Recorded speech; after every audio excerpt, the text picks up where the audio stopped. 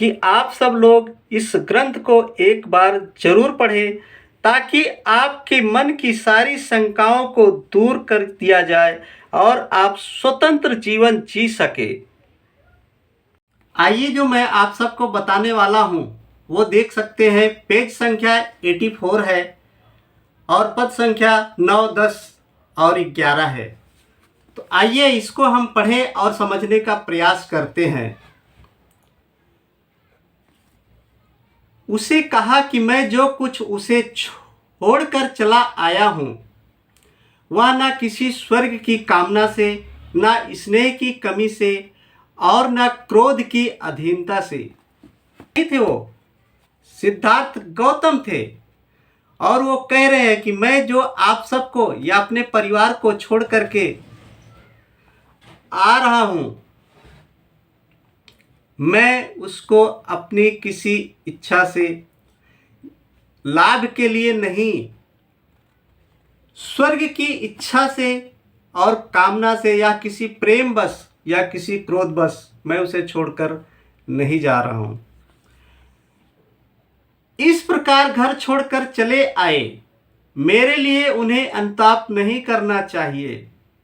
संयोग, मेरे प्यारे भाइयों, देखो इसमें भी संयोग कितना भी दीर्घकालीन क्यों ना हो, दीर्घकालीन बहुत बड़ा क्यों ना हो, एक ना एक दिन वियोग में परिणित होता ही है।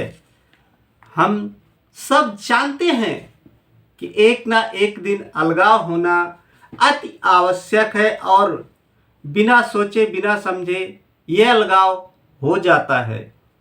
तो आगे देखते हैं। 11 पद में कहते हैं सिद्धार्थ, जब वियोग अनिवार्य ही है तो यह कैसे हो सकता है कि संबंधियों से वियोग ना हो।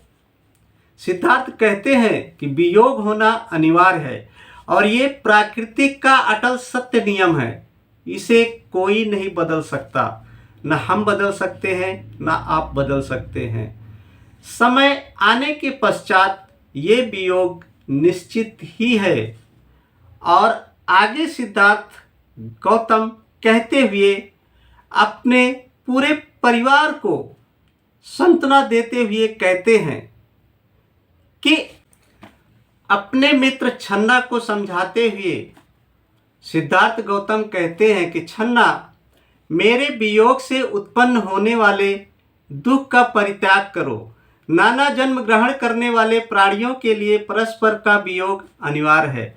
मेरे प्यारे धर्म बंधुओं, देखिए ये पेज 86 है और पद संख्या 31, 32, 33 और 36 है और 42 है। 31, 32, 33, 34, 36, 42 तक हम पढ़ेंगे तो पूरा निचोड़ आपके समझ में आ जाएगा।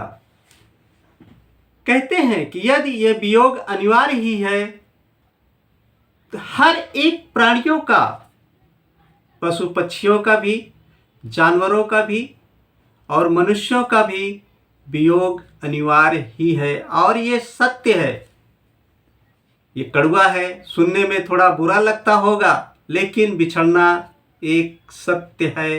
ये प्राकृतिक का अटल नियम है। यदि मैं स्नेह के कारण आज अपने संबंधियों का परित्याग ना भी करूं तो भी एक ना एक दिन मृत्यु हमें एक दूसरे से अनिवार्य तौर पर पृथक कर देगी, अर्थात अलग कर देगी। मृत्यु और प्रेम, देखिए इसमें कई शब्द ऐसे आए हैं कि जो हम सबको अलग अलग चीजों से बांधते हैं। जैसे स्नेह, प्रेम अपने संबंधियों का, और एक शब्द है मृत्यु, अनिवार्य है, इसको हम नहीं बदल सकते। जिस मेरी मां ने, सिद्धार्थ गौतम कह रहे हैं, जिस मेरी मां ने मुझे इतना कष्ट सहन करके जन्म दिया था, अब वह कहाँ है और मैं कहाँ हूं। मित्र को ये बात बता करके उसको पूर्ण रूप से प्रोत्साहित करते हैं और आगे कहते हैं, एक उदाहरण देते हैं सिद्धार्थ गौतम और कहते हैं, जैसे पक्षी अपने विश्राम वृक्ष पर इकट्ठे होते हैं किंतु फिर नाना दिशाओं में उड़ जाते हैं, यही प्राणियों की दशा है। उनका भी वियोग असंभावी है। ऐसा सिद्धार्थ गौतम समझाते हैं। और आगे कहते हैं सिद्धार्थ गौतम, इसलिए संयोग के समय किसी भी चीज को, संयोग का मतलब मिलना होता है, संयोग का मतलब मिलना होता है, इसलिए संयोग के समय किसी भी चीज को अपना समझ बैठना भयावह है, अर्थात दुख प्रकट करता है। सिद्धार्थ गौतम ऐसा कहते हैं।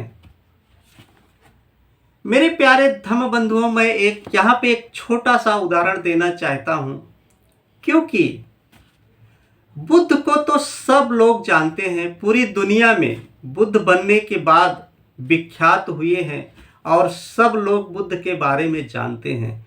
लेकिन जो कष्ट सिद्धार्थ गौतम ने बुद्ध बनने से पहले सहा है, उसको बहुत कम लोग जानते हैं। इसके लिए मैं चाहता हूं कि आप सब सिद्धार्थ गौतम के जीवन को देखें और उसको पूर्ण रूप से समझने का प्रयास करें। जैसा मैं समझ रहा हूं, सोच रहा हूं, विचार रहा हूं, परिकल्पना कर रहा हूं और पूरे चित्र के साथ वो देखने का प्रयास कर रहा हूं, वही चीज मैं आपके सामने प्रकट करना चाहता हूं।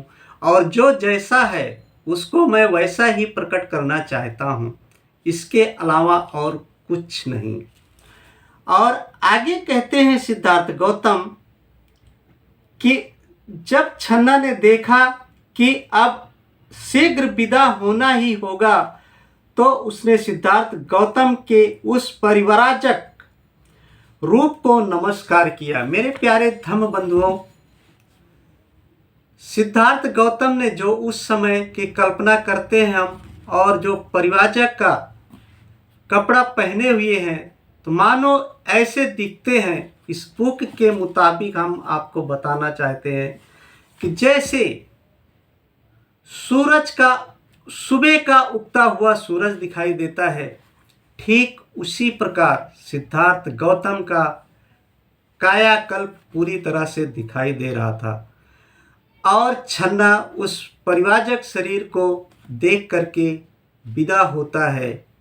बस इसी वाणी के साथ दीजिए ब्रजेश गौतम को इजाज़त।